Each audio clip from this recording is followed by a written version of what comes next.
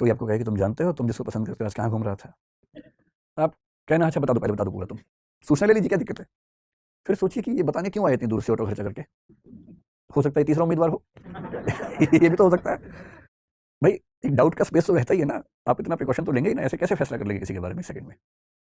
और जब तक तय ना हो कि वो व्यक्ति गलत है तब तक उसे दोषी नहीं मानना है। हम बहुत जल्दी कोशिश करेंगे नार्को पॉलीग्राफ ये सब समझेंगे, इसके पीछे की फिलॉसफी क्या है, क्या सिस्टम्स हैं, कानून का बुनियादी सिद्धांत क्या है। 1000 अपराधी भले छूट जाएं, एक भी निर्दोष को सजा नहीं होनी चाहिए। मोजेस मेमोनाइट नाम का एक दार्शनिक था, यहूदी दार्शनिक, उसका कथन है। और दुनिया के सारे सभ्य देश इसी उसूल पर चलते हैं। और इसका सिंपल मतलब यह है, जब तक साबित ना हो जाए कि कोई अपराधी है उसे अपराधी नहीं मानना है, वरना आपकी जिंदगी खराब हो जाएगी।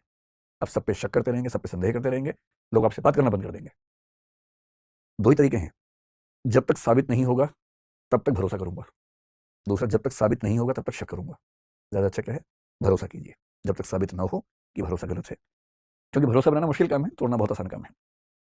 अब जब इतना कुछ हो गया, आपने नेचुरल जस्टिस पे देख लिया, एडिक्वेट आपके पास फैक्ट्स हैं, पक्ष विपक्ष में हैं, दोनों तरफ के हैं, वो सब देख लिए, तब सवाल आता है कि अब हमें जजमेंट करने की ओर बढ़ना है। और जजमेंट करते समय हमें किन किन गलतियों से बचना है। एक वर्ड होता है, आपने एक शब्द मतलब वो एक विषय का नाम सुना होगा, लॉजिक, सुना है? तर्कशास्त्र बोलते हैं इसको हिंदी में। Logic is a part of philosophy, philosophy की कुछ ब्रांचेस हैं, उनमें से एक का नाम लॉजिक है। और लॉजिक का काम ये बताना है कि हम फैसला करते हुए, तार्किक फैसले करते समय कौन कौन सी त्रुटियां करते हैं।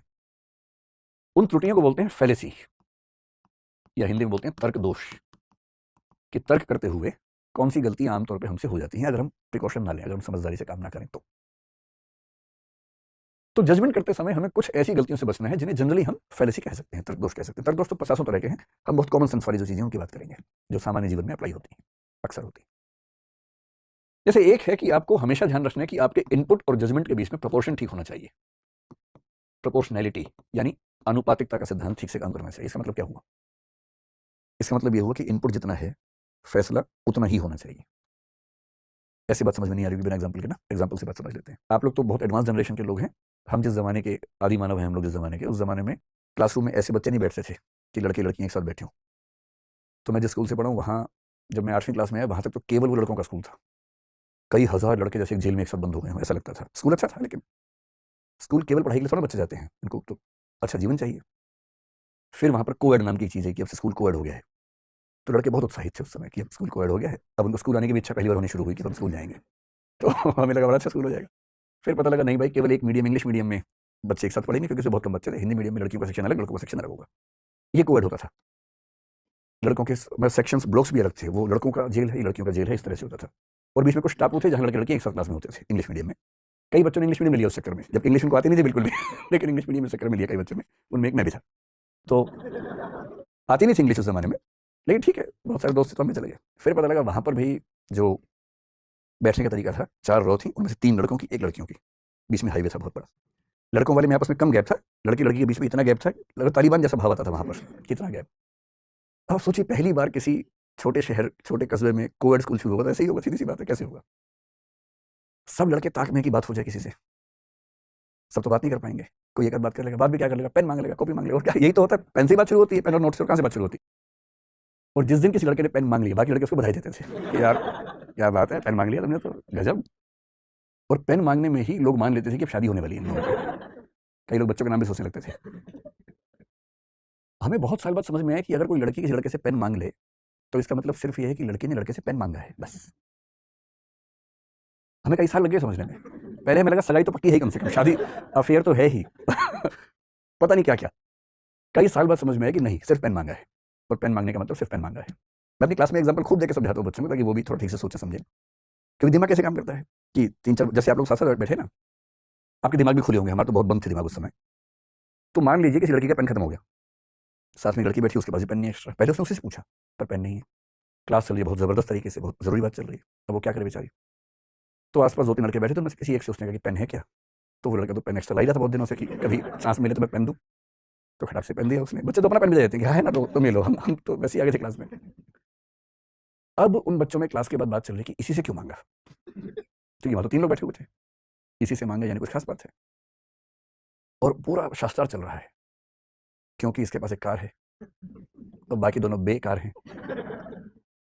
फिर और चल रहा है, नहीं ये दिखने में अच्छा लगता है, नहीं ये, नहीं वो, नहीं वो। फिर अंत में किसी ने उससे पूछ लिया इन लड़कों में से एक की बहन क्लासमेट थी, उस बहन को बीच में लाया गया कि तुम पूछ के बताओ क्या बात है।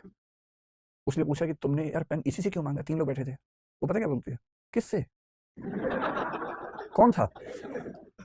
आप कह रहे कि ये 3 लोग थे, तुमने इनमें से इसी से पेन क्यों मांगा। बोली अच्छा ये तीनों थे क्या वहाँ। मैंने तो देखा ही नहीं, ऐसे मांग लिया पेन दे दो भाई, मैं तो सोचा भी नहीं। और तब उन मतलब महाराज को पता लगता है कि वो चुने नहीं गए हैं, वो बाई चांस बैठे थे तो उनसे पेन मांग लिया गया है। तो आपकी उम्र में थोड़ा ज़्यादा होता है कि इनपुट को बहुत बढ़ा के देखने की आदत हम लोगों को होती है। तो इनपुट जितना है ना, फैसला उतना ही। अगर किसी ने कहा कि भाई पेन दे दो, यानी पेन मांगा है ना। कोई देख के मुस्कुरा दे, ऐसा भी होता है कभी कभी। लड़के लोग झेल नहीं पाते हैं। मुझे ऐसे केसेस क्लास में मिलते थे।